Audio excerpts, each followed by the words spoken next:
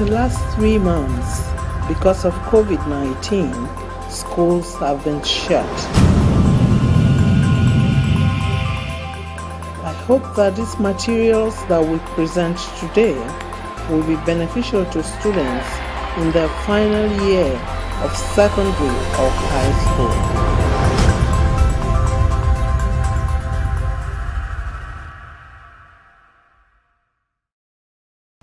Our subject today is civic education, and our topic is constitutional democracy.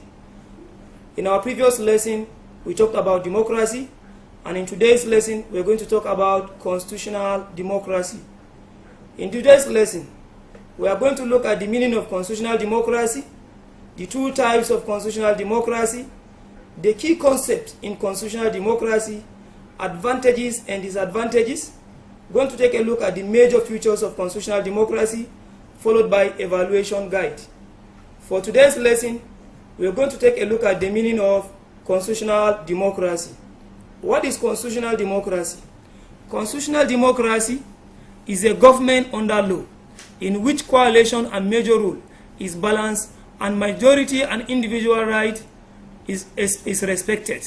Responsibility of each individual is balanced. In this system of administration, is a system whereby both the majority and minority, they have their right. Majority have their way and minority have their say. We have types of constitutional democracy. There are basically 2 types of constitutional democracy. We have constitutional parliamentary democracy, 1. 2, we have constitutional democracy. In constitutional parliamentary democracy, it is where the political power is held by an elected parliamentary representative of the people. There is an election to the government position with elected candidates representing the will of the people. Countries observing constitutional democracy include Jamaica, Bahamas, Nigeria, and United States of America. We have constitutional democracy. Constitutional democracy, a government under law in which coalition and major rule is balanced by minority and majority. In this system of administration, we are talking about the right of minority is protected, and minority have their say and majority have their way. The way for majority is to vote, and the vote determines who to rule.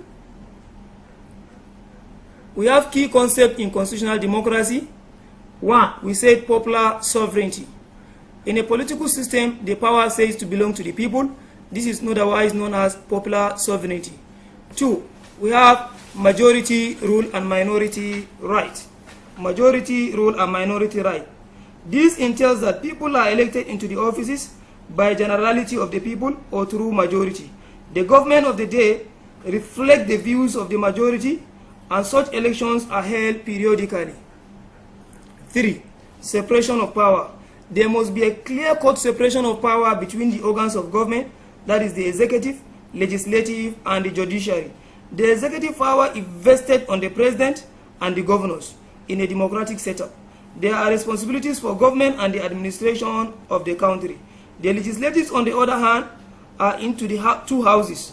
For instance, in Nigeria, it is divided at the federal level. The Senate and the House of Reps together is National Assembly. However, there is House of Assembly.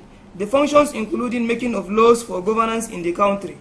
The judiciary is made up of the court system. They are responsible for interpretation of law made by legislators. None of these arms of government is expected to intervene in the affairs of order.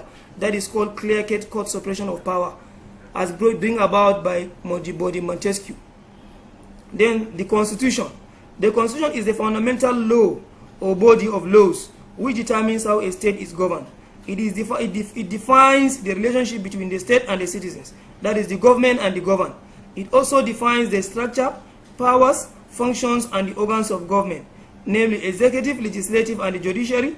It set out the rights and responsibility of citizens. It regulates the affairs of government. 5, election.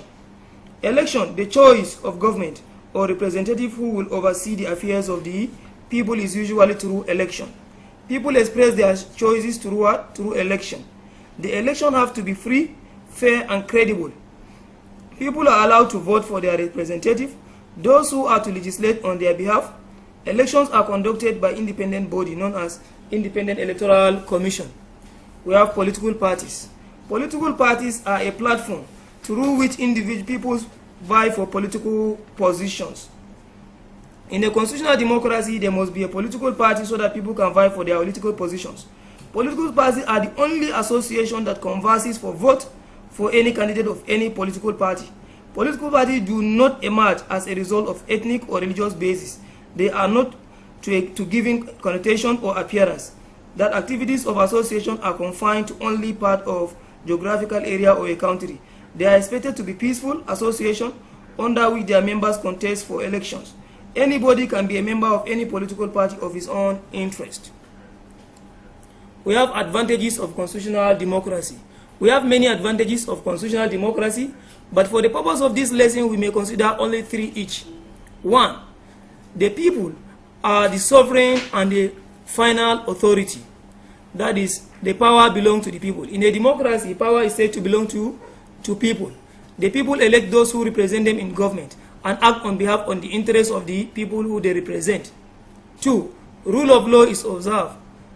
The principles of rule of law, that's supremacy of the law. Nobody is above the law. Both the government and the law will be subjected under the law. 3. Human rights are recognized and protected.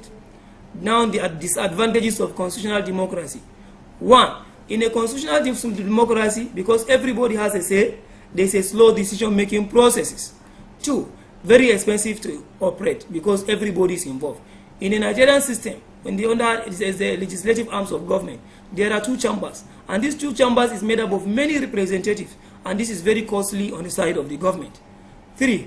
Political class at times represent their own interests. Those elected in power, they don't at times represent the interests of those elected them, but rather they represent their own interest. However, we have an evaluation guide here for you. The evaluation guide here is to explain the meaning of constitutional democracy, state and explain the features of constitutional democracy, and identify and discuss at least 4 advantages of constitutional democracy. 3. Identify and explain the key concept of constitutional democracy. Thank you for this lesson.